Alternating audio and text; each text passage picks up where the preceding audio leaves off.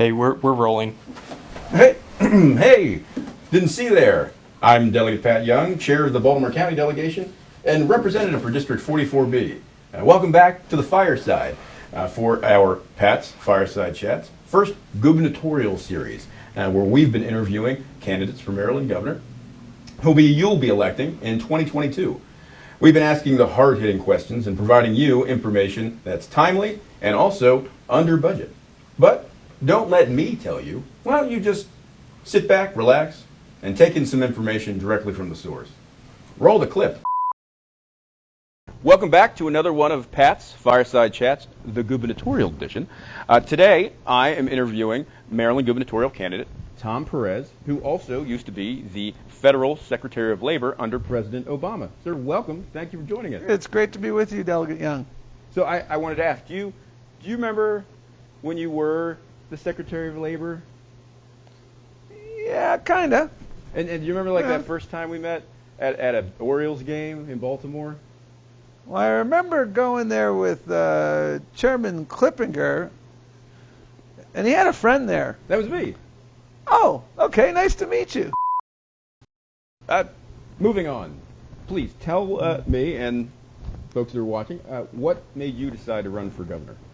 I love Maryland. Maryland is a remarkable place, and I'm running for governor because I want Maryland to realize its full potential. We're the richest state in the country, Delegate Young, and yet all too frequently we punch below our weight.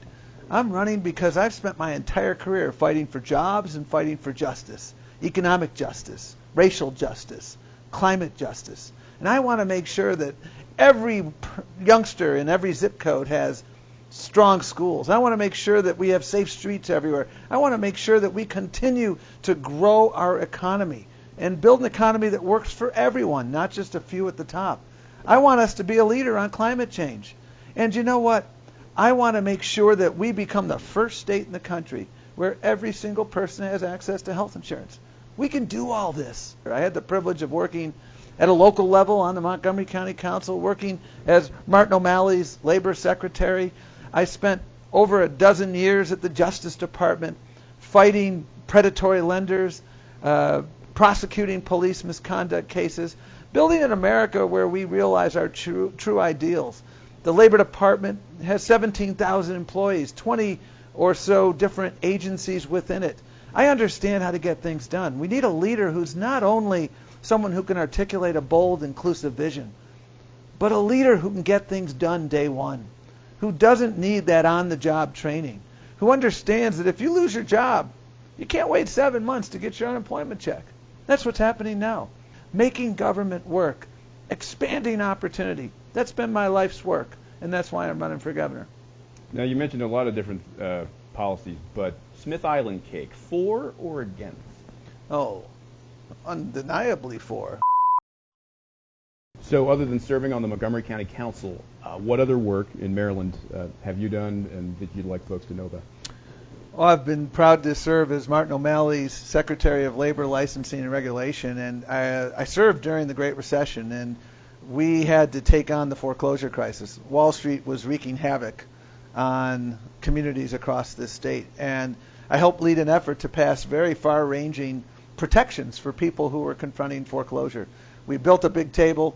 We brought people around that table. We came together around some really important and consensus pieces of legislation. We worked hard to protect workers who were losing their jobs, to make sure that they got their benefits in a timely fashion. And when I became the Assistant Attorney General for Civil Rights in 2009 under President Obama, we took on predatory lending, and I settled the two largest fair lending cases in the history of the Fair Housing Act. What's a story or something that's really kind of touched you on the campaign trail? Well, I think one of the two issues that have been repeated themes, and they're not just themes in certain corners of the state, they're themes everywhere. Broadband. You know, I've heard so many tragic stories about people during the pandemic.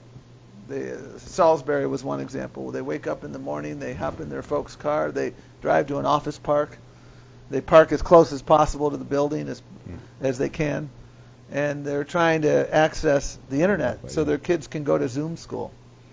going to school online in the most comfortable circumstances in your home is suboptimal. It's challenging. Yeah. The notion that people had to get in a car to try to access basic educational opportunity. We can do better. I really think broadband is a fundamental right. It's like water.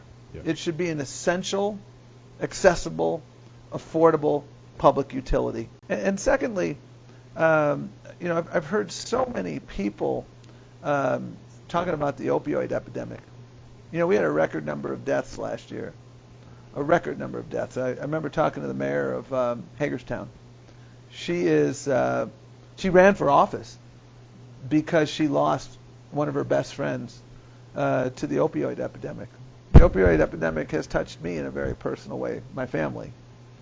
And this is not a Republican challenge or a Democratic challenge. It's not a challenge in urban Maryland or suburban Maryland or rural Maryland or white Maryland or non-white Maryland. It's a challenge everywhere. And we need to come together around solutions. Mm-hmm. Because, again, we set another record for opioid-related deaths. And we need to build a community mental health infrastructure. We need to expand our investments in treatment. And these are things I've worked on in the past. And these are things we can do in the future. We're going to get a significant influx of dollars from a multi-state lawsuit relating to the horrific practices of the Sackler family and some of these opioid manufacturers. And we need to make sure we put that money to good use. Yeah. So I know you're very busy and you have a tight schedule. So we're going to just go right into a lightning round of rapid fire questions. Just act naturally. Whatever comes to your mind first. Good? Works for me. Great. What's my favorite color? What? What's my favorite color? Blue. Correct. What's my birthday? When is your birthday? Yeah. I don't know. Probably when was the Antichrist born? We'll take it. Close enough. April 20th, 1983. There you go. Oh, 5 days after tax day. Last question. When is my wedding anniversary? When is your wedding anniversary? You're married? Yeah, just once though.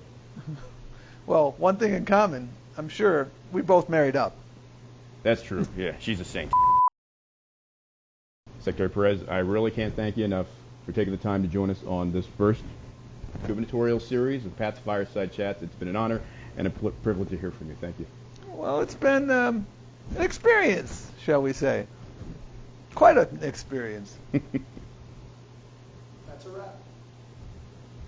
So, if my other race doesn't work out, are you going to be hiring? I don't know. I guess, yes. Send a resume, I guess. All right. Do I have to? Look for the